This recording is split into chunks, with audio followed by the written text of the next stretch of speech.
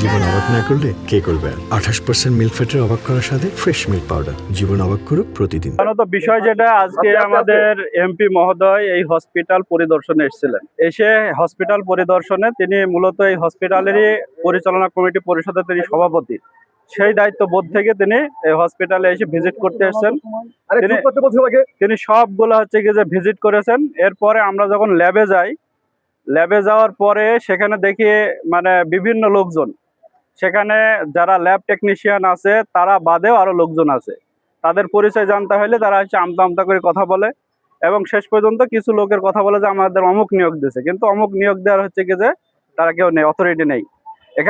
সেখানে ছিল, এখানকার আরমও ছিল এবং ভারপ্রাপ্ত যিনি সুপার ডাক্তার ফজলুর রহমান তিনিও ছিল। তাকে আমরা বিষয়গুলো জানালাম। এরপরে ও হচ্ছে কি যে ওখানে ছিল বেদে একটা ছেলে রাকিব নাকি নাম, ওই ছেলেটাকে বললাম ঠিক আছে তুমি বাইরে থাকো।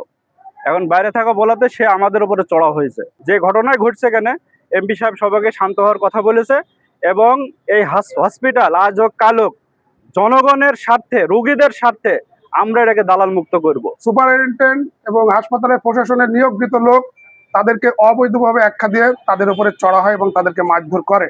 এই ঘটনা শোনার পরে আমার কাছে বাইদা ভাই ফোন যায়। আমি এখানে দ্রুত আসি। এসে যেটা আমি দেখেছি, যেটা ওই স্থানীয় কিছু জনগণ এমপি সাহেবের উপরে চড়া হয় এবং জামাতের উপরে চড়া হয়।